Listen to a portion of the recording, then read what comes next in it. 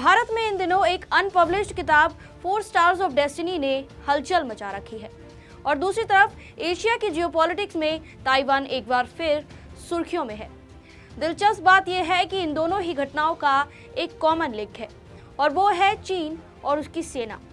लेकिन इसी बीच एक अमेरिकी अधिकारी का बयान इन तमाम चर्चाओं से कहीं आगे निकल गया है, जिसमें सीधे ये चेतावनी दी गई है कि चीन का अगला निशाना ताइवान नहीं भारत हो सकता है। तो सवाल यही है कि क्या ये सिर्फ एक रणनीतिक चेतावनी है या फिर आने वाले खतरे का एक इशारा।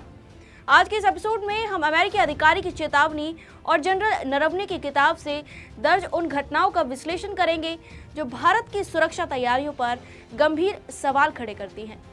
नमस्कार, आप देख रहे हैं पॉलिटिकल पंचायत का खास शो दुनिया की पंचायत। मैं हूं आपके साथ श्वेता चौहान।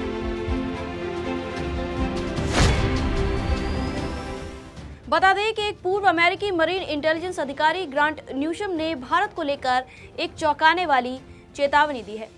अपनी चेतावनी में न्यूशम कहते हैं कि ताइवान एक बहाना है क्योंकि असली टारगेट भारत है। उनका मानना है कि ताइवान के शोर के बीच चीन किसी अन्य देश, खास तौर पर भारत पर हमला कर सकता है। इतना ही नहीं, उन्होंने भारत को चीन के इरादों पर भरोसा न करने और हर समय अलर्ट रहने की सख्त सलाह दी है। पेंटागन की हालिया रिपोर्ट का हवाला देते हुए, जिसमें 2049 तक चीन के कायाकल्प की रणनीति का जिक्र है, न्यूशम ने कहा कि चीन राष्ट्रपति शी जिनपिंग पीएलए में किए गए हालिया बदलावों को परखने के लिए किसी मोर्चे पर युद्ध का सहारा ले सकते हैं।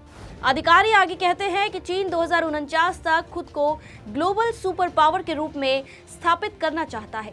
ताइवान महज एक छलावा हो सकता है।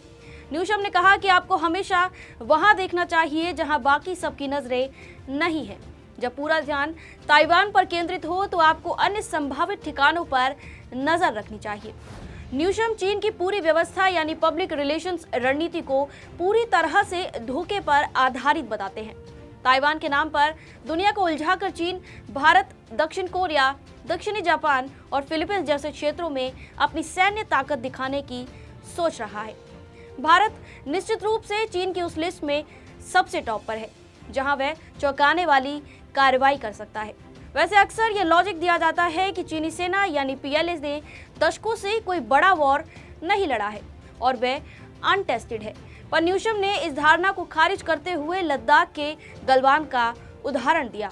उन्होंने कहा कि चीनी सैनिकों ने भारतीय सेना के साथ आमने सामने की हिंसक झड़प की थी जिसमें चीन को भारी नुकसान झेलना पड़ा था। उन्होंने साफ किया कि चीन भले ही शांति की बात करता हो, लेकिन वे लगातार ट्रेनिंग ले रहे हैं। अमेरिकी अधिकारी के इस बयान के बाद अब भारत चीन की उस झड़प का जिक्र करते हैं जिसकी वजह से जनरल नरवणे खबरों में बने हुए हैं। दरअसल उनकी किताब में लिखा है कि भारतीय सेना की उत्तरी कमान के तत्कालीन army commander lieutenant general Yogesh Joshi को 31 अगस्त 2020 की रात 8:15 पर एक फोन कॉल आया। 4 चीनी टैंक पैदल सैनिकों के साथ पूर्वी लद्दाख के रेचिनला की ऊपर बढ़ रहे थे। ये टैंक कैलाश रेंज पर भारतीय सेना की पोस्ट से कुछ 100 मीटर की दूरी पर थे। इसके बाद जनरल नरवणे ने देश के राजनीतिक और सैन्य नेतृत्व को लगातार फोन करना शुरू किया। वे सबसे बस यही सवाल पूछ रहे थे कि मेरे लिए क्या ऑर्डर है। इस किताब में लिखा है कि उनको वरिष्ठ अधिकारियों की ओर से कोई साफ निर्देश नहीं मिला। चीनी टैंक तब रुके नहीं थे, वे चोटी से सिर्फ 500 मीटर की दूरी पर रह गए थे। इस किताब में नरवणे ने लिखा कि मेरी स्थिति बेहद नाजुक हो चुकी थी। इस किताब के मुताबिक रात 10:30 बजे रक्षा मंत्री राजनाथ सिंह का फोन आया। टॉप लीडरशिप से निर्देश सिर्फ एक पंक्ति का मिला, जो उचित समझो वो करो। अगस्त 2020 में ना तो गोली चलाने की कोई अनुमति दी गई थी और ना ही उस पर कोई स्पष्ट रोक थी। साथ ही ये भी कि गलवान की झड़प कोई अचानक या अप्रत्याशित घटना नहीं थी, बल्कि वह चीन की ओर से कई हफ्तों तक बढ़ती आक्रामकता का नतीजा थी। उसमें लिखा है कि स्थानीय कमांडर पर्याप्त रूप से तैयार नहीं थे और उन्होंने स्थिति को कमतर दिखाने की कोशिश की। ये बात इसलिए संवेदनशील और चिंताजनक है क्योंकि गलवान विवाद में 20 सैनिक शहीद हुए थे। अगर इसे देखें तो यह सरकार की लापरवाही का ही नतीजा था जिसने सैनिकों की जान ले ली। यहाँ हमने 2 बातों का विस्तार से जिक्र किया।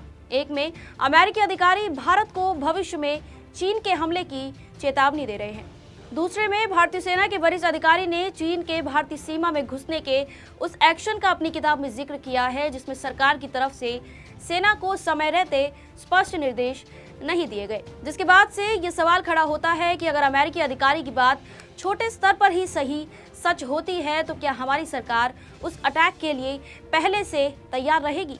आप क्या सोचते हैं? क्या भारत को चीन के इरादों को लेकर और ज्यादा सख्त रुख अपनाना चाहिए या फिर संतुलित कूटनीति ही सबसे बड़ा हथियार है? अपनी राय हमें कमेंट सेक्शन में जरूर बताएं। आप देख रहे थे पॉलिटिकल पंचायत का खास शो दुनिया की पंचायत।